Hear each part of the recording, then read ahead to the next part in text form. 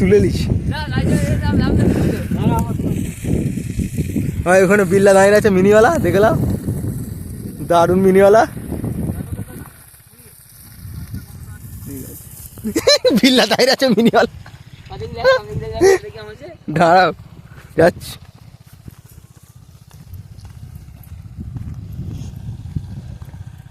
আমি যাচ্ছি আবার জলসেচ পাম্পের দিকে, মনে হয় ওখানে মনে চলছে, মনে হচ্ছে কি চলছে জানি না। এখানে একটি মানে যেটা থেকে দক্ষিণ পাড়ার ছেলেটি আঁকি পানি দিচ্ছিল আলু খেতে, সেই জায়গাটায় এবার যাবো। আমি যাচ্ছি সেই দিকে, নাড়া টাড়া হয়ে আছে, এখানে একটা বাইক রাখা আছে। কি করবে, বন্ধ করবে নাকি? বন্ধ করবে? এখানে এই এটা থেকে পানি যাচ্ছে, ডুবাটা থেকে পানি নেওয়া হচ্ছে।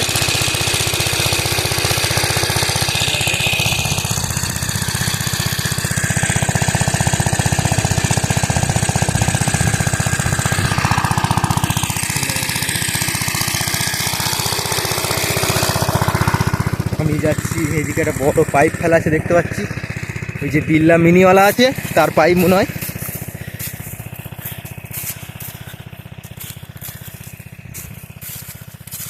ঠিক আছে, এদিকে তো কাদা,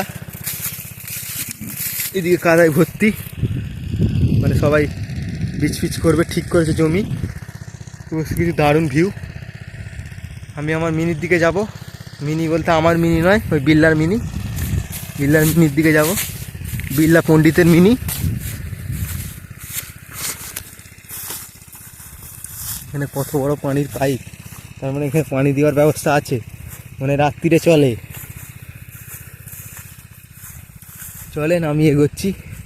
এখানেও আরেকটি বাইক আছে, ওই দিকটা করে দেখাচ্ছি, সব কাঁচারা ফাচারা সব ওই দিক দিয়ে, ওই দিয়ে এলাম আমি, এইটা দিয়ে এলাম। ঠিক আছে, একটা অনুরোধ করবো, অবশ্যই ভিডিওটি ভালো লাগলে শেয়ার করবেন সমস্ত সবাইকে। আমি আমার মিনিতে যাওয়া হচ্ছে, মানে জলসেচ পাম্প আছে যেখানে, অনেকটা দূর, আমার বাড়ি থেকে প্রায় আধ ঘন্টা লাগে আসতে, আধ ঘন্টা যেতে, পুরো মাথা পাঁক অবস্থা আমার, তা সত্ত্বেও যেতে হয়। ঠিক আছে, যাচ্ছি, এখনও যাচ্ছি, যাওয়ার শেষ হচ্ছে না, উফ জীবন শেষ।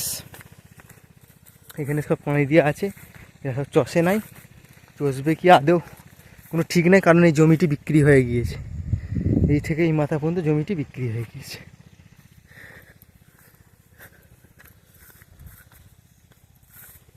এ সাবান আলী,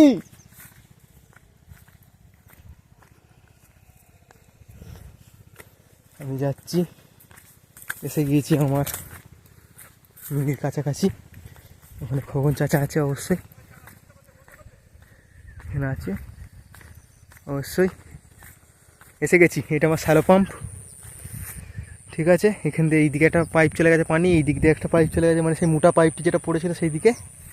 এইদিকে খন্দকার আমানুল্লাহ বীজ ফেলিয়ে আছে, পাঁচ দিয়ে একদম কত সুন্দর এইভাবে দেখাচ্ছি, দারুণ। ঠিক আছে, একদম দারুণ দৃশ্য। এদিকে আমার একটি চাচা হয় দাঁড়িয়ে আছে, ওটা খবরমুলি সাহেব, উনি বলছেন কি করছিস শুনলে, দারুণ দেখ। হ্যাঁ, আমার মুখটা একটু অন্ধকারে দেখে নিন, আমি শাহরুখ খান। ব্যাস, দারুণ অসাধারণ সিনারি। এই আমার মিনিট ট্রান্সফরমার আছে, এই আমার এই তাঁবুটি, অস্থায়ী তাঁবু, ঘর করিতে পারি নাই অনেক সমস্যার জন্য। এখানে আবার ঢাকা দেওয়া হয়েছে এই জন্যে যে শিশির পড়ে যদি বীজের কলা যে অঙ্কুর যে বেরোচ্ছে, ওই অঙ্কুর যদি নষ্ট হয়ে যায়, সেখানে শিশিরের জন্যে চাপা দেওয়া হয়েছে, মানে এখান থেকে বীজ করে অন্য জমিতে আর কি রোপণ করা হবে, ধান গাছ হবে, মানে গরমের ধান। এটাও আরেকটি করা হয়েছে, এইটাও পুরো মানে অঙ্কুর বেরিয়ে গিয়েছে মনে হয়, ওই দিকটা বেরিয়ে গিয়েছে, অসুবিধা নেই, আমি ওইদিকে যাবো না, কাদা। ঠিক আছে, এই জমিটি আমার মেজো চাচার, মানে আমার মেজো কাকার জমি।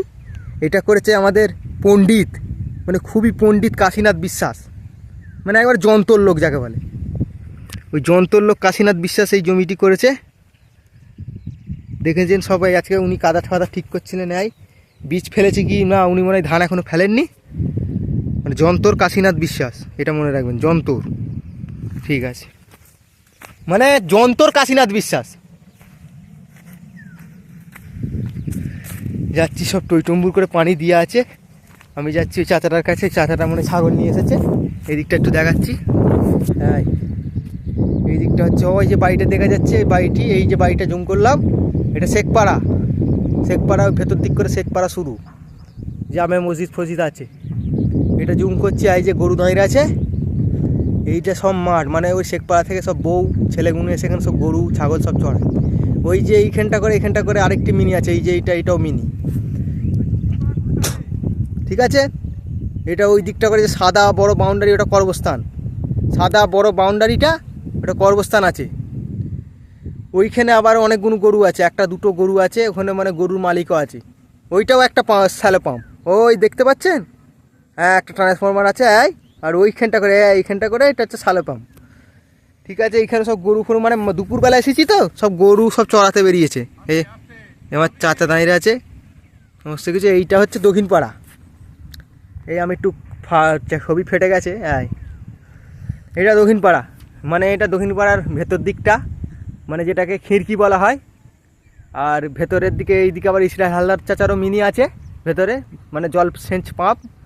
এইটা পুরো, এই যে পুরো চলে যাচ্ছে, এটা দক্ষিণ পাড়া।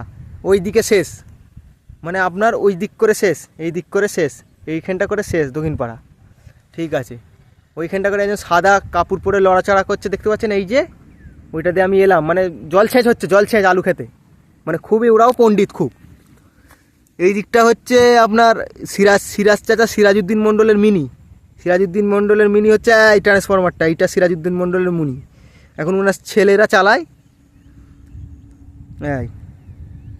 আর এই যে মিনিটি, এইটা মোহাম্মদ গোলাম মোস্তফার মিনি, যিনি নেই, মারা গিয়েছেন, মরহুম মোহাম্মদ গোলাম মোস্তফা। তার বড় ছেলে মিনিটি চালায়, আমি তার ছোট ছেলে, আমিও এসে সাহায্য করি। খুব সময় সাপেক্ষে এসে, আমার অন্য জায়গায় আমি লোকের দোকানে কাজ করি, সেই কাজ করে এসে তবে সাহায্য করতে হয়। এইটা মানে আমি কাশীনাথ বিশ্বাসের যন্তর লোকটি যাকে বললাম, ওই তার জমি, এইটা যাচ্ছে মানে আমার কাকার জমি নিয়ে করেছেন। ঠিক আছে, এইখানে তো মানে ওটা অনুর্বর জমি, এই জমিতে চাষবাস হয় নাই, এটা পুরো অনুর্বর আর কি, মানে আগে চাষ হয়েছে, এখন করে নাই কেউ। ঠিক আছে, এটা অনুর্বর জমি, এটা মানে পুরো বন ঝোপ ঝাড় বন পালা সব হয়ে আছে, এইদিকে সব হয়ে আছে, ওইদিকেও গরু ছাগল সব চড়ছে দেখতে পাচ্ছি, ওইদিকে মানুষও আছে, ওইদিকে আর যাবো না, অনেকটা দূর। ওইখানে মানে সিরাজউদ্দিন মণ্ডলের মিনি আছে, এই সিরাজউদ্দিন মণ্ডল, আব্বাসউদ্দিন মণ্ডল, নিজামুদ্দিন মণ্ডল, সব ওরা সব ভাই, ওদের মিনি। এইটা হচ্ছে গরু, ওই গরু ওখানে ঘাস খাচ্ছে, ছাগল আছে দুটো তিনটে, আমি আর ওই দিকেও যাচ্ছি নি, দেখতে দিচ্ছি জুম করে। ঠিক আছে, গরু আছে এখানে, দুটো তিনটে ছাগল আছে। এইটা প্রপার দক্ষিণ পাড়া, এইটা দেখে নিন, এইটা ওইখান পর্যন্ত শেষ। এই যে নিজামুদ্দিনের মিনি যেটা বলেছি, ওইখান পর্যন্ত শেষ। ঠিক আছে, আর এইটা দক্ষিণ পাড়ার ভেতরে খিড়কি আছে, পুকুর আছে, সমস্ত মহিলারা কাজ করে, করে কর্মস্থান আছে, আবার ওইদিকেও কর্মস্থানও আছে। আমি যেখানে সে আগের কয়েক মিনিট আগে যে আঙুল দেখালাম, ওইখানে লাস্ট আছে। আর এই যে তাল গাছ দেখা যাচ্ছে, আর খেজুর গাছও একটি আছে, সমস্ত কিছু আদার্স। এই যে আমার জুতো, আমি প্যান্ট পরে আছি, জামা পরে আছি। আমার মুখটি এখন দেখাবো না, আমার মুখ দেখাবো এখন দেরি আছে অবশ্যই। তার সত্ত্বেও কাউন্টার বেসিসে একবার হাত নেড়ে দিই আপনাদের এখানে, ব্যাস। অনেক ধন্যবাদ। ভিডিওটি যদি ভালো লাগে অবশ্যই লাইক শেয়ার সাবস্ক্রাইব অবশ্যই করবেন। আমার চাচা এখানে আছে, ওনার ফটো তোলা যাবে না, মলি সাহেব মানুষ। এবার ঠিক আছে, উনি এই যে ধুরে সাদা বাড়িটি, ওটা ইসরায়েল হালদারের বাড়ি, এই দেখাচ্ছি ইসরায়েল হালদার চাচার বাড়ি, মানে ওইটাতে আমাদের বেসিক রাস্তা, ওইটাতে আসা যাওয়া হয়। এই যে দুটো তাল গাছের ফাঁক দিয়ে যে সাদা বাড়িটি দেখা যাচ্ছে, মানে ওনার বাড়ির ভেতরে ওনার সব অন্য ছেলেরাও ঘর করে আছে, বাড়ির ভেতরেই আছে। আর এই যে আমার মলি সাহেব চাচাটার বাড়ি ওইখানেই পাশে বাড়ি, ওখানে সব বন জঙ্গল হয়েছে বলে দেখা যাচ্ছে না। আমি ওইটা দিয়ে আসা যাওয়া করি, ওইটা রাস্তা আমাদের, মানে আমাদের পূর্বপুরুষরা ওইটা দিয়ে আসতো মাঠে। তারপরে এইদিকেও আরেকটি রাস্তা ছিল, এই যে ধানের গাদা ফাদা আছে, এই যে এখানটা, ওই যে ওখানে শালা ওইটা বন্ধ করে দিয়েছে দক্ষিণপাড়ার লোকেরা। ওখানে জুন্নুন পণ্ডিত আসছে, মানে বড় পণ্ডিত, কাশিরি ভাইরা ভাই, এই দেখো যন্তর। ছেড়ে দাও। শাহ আলম চাচার ছেলে, শাহ আলম হালদার। ব্যাস এইটুকুনি। অনেক ধন্যবাদ বন্ধুরা, অনেক ধন্যবাদ।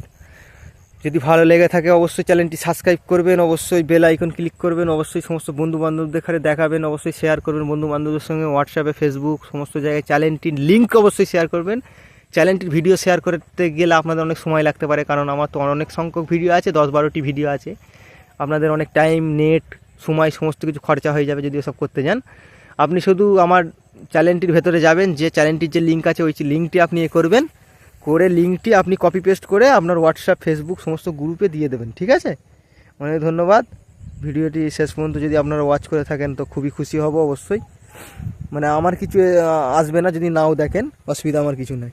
কারণ আমি অন্য ইউটিউবের মতো ইউটিউব যারা করে, অন্য যারা আছে তারা রিকোয়েস্ট করে যে শেষ পর্যন্ত দেখবেন, আমাদের ওয়াচ টাইম, আমাদের সমস্ত কিছু ভিউয়ার, ফলোয়ার সমস্ত কিছু আছে। আমি অত কিছু রিকোয়েস্ট করব না, কারণ আমার ভিডিও যদি এমনি চলে এমনি চলবে, আবার না চললে না চলবে। আমার চ্যানেলটি থাকবে, অবশ্যই থাকবে। আমার চ্যানেলটি 2023 সালের শেষ দিকে চ্যানেল খুলেছিলাম, এখনও পর্যন্ত আছে।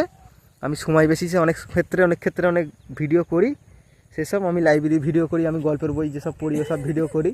সেসব এখনকার জেনারেশনদের নাও পছন্দ হতে পারে, কিন্তু তার সত্ত্বেও আমি ভিডিওটি শেষ করলাম।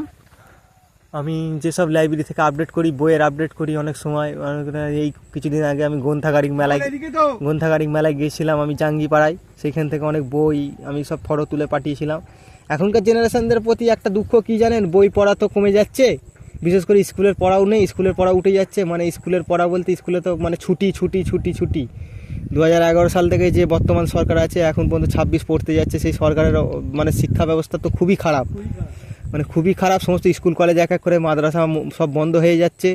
লাইব্রেরি ব্যবস্থা তো আর বলছি না। লাইব্রেরিতে আমাদের মতো কিছু ছাত্র, মানে যারা অনেক তাদের বাবার সময় থেকে আসতো, তারা এখনও লাইব্রেরিতে যাতায়াত করে, আমিও যাই। আমি এই কিছুদিন আগে বুধবারে আমি আপনাদের জাঙ্গিপাড়া গ্রন্থাগারিক মেলায় গিয়েছিলাম, সেখানে অনেক সাহায্য করেছিলাম। অনেক বই আমি কিনিয়ে দিয়েছিলাম আমার পছন্দ মতো। আমি যতটুকু আমার অভিজ্ঞতা আছে, আমি 18 থেকে 20 বছর লাইব্রেরিতে যাতায়াত করছি, সেই অভিজ্ঞতা সূত্রেই ওনারা আমাকে নিয়ে গিয়েছিলেন।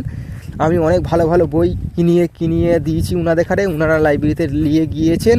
এবং সেটি ইস্যু হবে মঙ্গলবার, ক তারিখ আমার ঠিক জানা নাই।